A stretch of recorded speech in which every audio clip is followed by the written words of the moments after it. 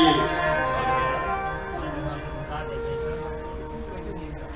उसके बारे में वर्णन करने में तो सैकड़ों वर्ष लग जाए। इसी वंश में आगे चलकर महाराज हरिश्चंद्र हुए, हरिश्चंद्र के पुत्र रोहित हुए। इसी वंश में महाराज सगर हुए। सगर के दो पत्नियां थी, सुमति और केसनी। सुमति से अंशुमान, दूसरी रानी से 60,000 पुत्र हुए। उनसे कोई संतान न हुई। कपिल उनके आश्रम में वो श्राप के कारण भस्मीभूत हो गए।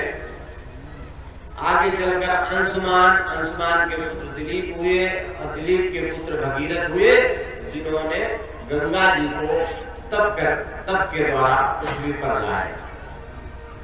आगे चलकर इसी वंश में महाराज रघु हुए। रघु के पुत्र अज हुए। अज के पुत्र महाराज दशरथ हुए। और महाराज दशरथ के यहाँ भगवान श्री राम अपने चारों भाइयों के सहित आए। बोले सियावर रामचंद्र की जय। यद्यपि संक्षेप में संपूर्ण राम कथा है, लेकिन राम कथा के लिए तो अलग से 9 दिन चाहिए। हमारे पास समय ज्यादा है नहीं। जय जय गोविंद। भगवान श्री राम को यहीं से प्रणाम करते हुए सूर्य वंश को प्रणाम करते हैं। आगे चंद्र वंश की कथा कहते हैं, जिसमें भगवान का जन्म हुआ। चंद्रमा के पुत्र बुध हुए। बुध के पुत्र हुए, बुध ने इला के साथ विवाह किया और बुध और इला से जो संतान हुई उसी से बुध और इला से हुए पुरवा। और पुरवा ने स्वर्ग की अप्सरा उर्वशी से विवाह किया। पुरवा और उर्वशी से 6 पुत्र हुए। आयु सुतायु सत्यायु रय विजय और जय। इसी वंश में आगे चलकर महाराज ययाति, ययाति ने शर्मिष्ठा और देवयानी इन 2 कन्याओं के साथ विवाह किया था। परीक्षित ये बात सुन करके गुरुदेव सुखदेव से कहते हैं कि महाराज ययाति का विवाह देवयानी के साथ कैसे हुआ, ये पावन प्रसंग सुनना चाहते हैं। कहते हैं कि देवयानी शुक्राचार्य की पुत्री थी और शुक्राचार्य के राजा उस समय थे बृहस्पति। बृहस्पति की पुत्री थी शर्मिष्ठा। दोनों हम उम्र थी, दोनों सहेलियां थी। एक बार क्या हुआ, उद्यान में दोनों साथ में टहलने निकली। उद्यान में टहलने के बाद उन्होंने एक सरोवर में स्नान किया। सरोवर में स्नान कर रही थी, उसी वक्त भगवान शिव माता पार्वती के साथ उधर से निकले। सत्या सारी सहेलियां हड़बड़ाहट में सरोवर से निकल करके वस्त्र पहनने लगी। वस्त्र पहना तो भूल से देवयानी ने शर्मिष्ठा के वस्त्र पहन लिए। देवयानी गुरु कन्या थी, शर्मिष्ठा राजकन्या थी। शर्मिष्ठा ने जब देवयानी के वस्त्र पहन लिए तो देवयानी ने बहुत बुरा भला कहा। बोले तुझे शर्म नहीं आती?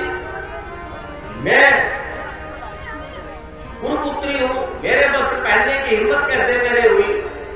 और जब ये कहते देखा तो शर्मिष्ठा की राजकन्या थी, उसने कहा चुप रहा बिच्छुड़ी, अगर हमारे यहाँ से भीख मांग के न ले जाओ तो भूखों मर जाओगे और तुम बातें ऐसी करती जैसे कोई राजरानी हो।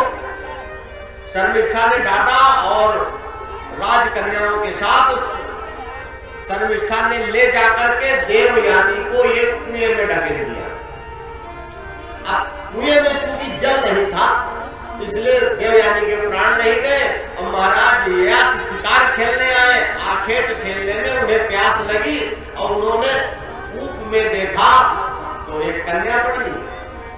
अपने उत्तरी के द्वारा उस कन्या को निकाला, और जब कन्या बाहर निकली तो उसने कहा महाराज अब आपने हाथ पकड़ लिया तो हाथ कभी छोड़ना नहीं।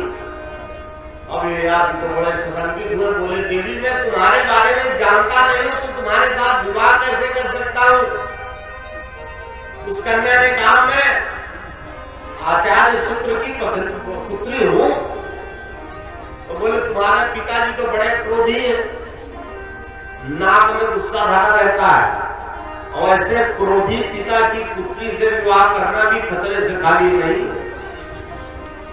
बोले फिर भी देवयानी पिता के घर गई और उसने अपने पिताजी से कहा पिताजी अब इस राज्य में रहना उचित नहीं है, जहां हमारा तिरस्कार हो वहां रहने का क्या मतलब। जब परवा ने देखा कि गुरुदेव नाराज होकर जा रहे हैं, आकर के चरणों में गिर पड़ा, कहने लगा महाराज हमें छोड़ के न जाओ। शुक्राचार्य ने कहा अगर तुम दंड भोगने को तैयार हो तो हम तुम्हारा त्याग नहीं करेंगे, और अगर दंड नहीं भोगते हो तो हम छोड़ के चले जाएंगे। बरसपरवा ने कहा महाराज जो दंड आप देना चाहो। बोले तुम्हें दंड नहीं देंगे, तुम्हारी पुत्री को दंड देंगे। तब बरसपरवा अपनी पुत्री के पास आया, कहने लगा बेटी इस संपूर्ण दैत्य जाति को तुम्हारे बलिदान की जरूरत है। पुत्री ने कहा पिताजी अगर मेरे बलिदान से दैत्य जाति का कल्याण हो रहा हो तो मेरी गोटी गोटी कटवा दो, मुझे कोई दुख नहीं। ये सुना बृहस्पति ने कहा महाराज जो भी दंड देना चाहो। बोले मैं दंड नहीं दूंगा, मेरी पुत्री दंड देगी। बोले ठीक है। देवयानी को बुलाया गया। देवयानी ने कहा मेरा जहां विवाह होगा ये शर्मिष्ठा अपनी सहेलियों के साथ मेरी दासी बन करके जाएगी। शर्मिष्ठा ने स्वीकार कर लिया। महाराज ययाति के साथ विवाह हुआ देवयानी का, और शर्मिष्ठा अपनी सहेलियों के साथ दासी बन करके गई। चलते समय शुक्राचार्य ने ययाति से कहा महाराज एक बात का विशेष ध्यान देना और इस नियम का कड़ाई से पालन करना। शर्मिष्ठा तुम्हारी दासी है, इसके साथ दासी जैसा ही व्यवहार करना। लेकिन जो वादा किया वो ययाति भूल गए, और 2 पुत्र देवयानी से 3 पुत्र शर्मिष्ठा से उत्पन्न हो गए। जब यदु और द्रुह 2 पुत्र देवयानी से, अनु, पुरु और तुर्वस 3 पुत्र शर्मिष्ठा से। अब ये बात जब 3 पुत्र शर्मिष्ठा के हो गए तो एक दिन देवयानी को समाचार मिला कि तुम्हारी सौत बन गई है शर्मिष्ठा। अब क्रोधी पिता की पुत्री थोड़ा बहुत क्रोध तो हो गई, आग बबूला हो गई, अपने पिता के पास गई। बोले पिताजी श्रीमान जी ने आपके द्वारा दिए हुए कौल को तोड़ दिया है। बोले क्या हुआ? बोले शर्मिष्ठा के 3 पुत्र हो गए। बोले जब मैंने उस मूर्ख को मना किया था कि शर्मिष्ठा के साथ दासी जैसा व्यवहार करना, उसकी हिम्मत कैसे हुई, तुरंत श्राप दे दिया। बोले मूर्ख तू वृद्ध हो जा। अब ये बात तो देवयानी को भी अच्छी न लगी, कोई भी कैसे चाहेगी कि मेरा पति वृद्ध हो जाए, लेकिन अब तो श्राप दे दिया। बोले पिताजी ये श्राप तो आपने ठीक नहीं दिया। और ययाति कहने लगे अभी तो मेरी संपूर्ण कामनाएं पूर्ण नहीं हुई, अभी तो मैं युवान रहना चाहता हूं। तो शुक्राचार्य ने कहा कोई अगर अपनी युवावस्था का दान कर देगा तो तुम फिर से युवा हो जाओगे। तो ययाति अपने बड़े पुत्र यदु के पास गए, कहने लगे मैं भी चाहता हूं कि मैं युवा हो जाऊं, अपनी युवावस्था का दान करो। यदु ने कहा पिताजी अब माला कंठी लो, भगवान का भजन करो। सबने मना कर दिया। अंत में पुरु ने कहा पिताजी ये शरीर आपके द्वारा प्रदत्त है, अब मैं अपनी युवावस्था का दान करता हूं। पुरु ने युवावस्था का दान कर दिया। मानस में पितृ भक्त पूर्व की प्रशंसा गोस्वामी जी ने की है। उन्होंने किया तनय जजाति जौवन दयबु अपितु आज्ञा अग अज सुन भयबु। इन्हीं पूर्व के वंश में आगे चलकर महाराज पुरु हुए। पुरु के वंश में महाराज दुष्यंत हुए और दुष्यंत ने विश्वामित्र की पुत्री शकुंतला से विवाह किया। फिर दुष्यंत शकुंतला से कई संतानें हुई, लेकिन वो संतानें लायक नहीं थी। दुष्यंत के पुत्र भरत हुए। अब भरत की कई संतानें हुई, लेकिन लायक न देख करके भरत ने भरद्वाज को अपना उत्तराधिकारी बनाया। इसी वंश में आगे चल करके महाराज भीष्मक हुए और कौरव वंश चला। कौरव पांडव इसी वंश में। इस तरह और देवयानी के जो पुत्र यदु थे, इन्हीं यदु के वंश में महाराज आनंदगुंद भी वसुदेव हुए।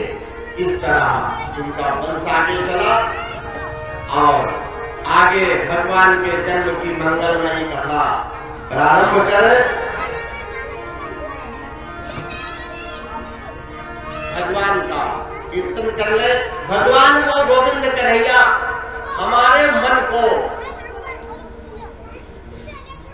छीन ले, मेरा मन रही न जाए और मेरा मन भगवान के श्री चरणों से एकाकार हो जाए, मन सिर्फ गोविंद के चरणों में लगे। ऐसी प्रार्थना करते हुए भगवान के जन्म की मंगलमयी कथा कहने हेतु दशम स्कंद में प्रवेश करते हैं। उसके पहले अपने मन को, वाणी को पवित्र करें। छीन लिया मेरा भोला शरण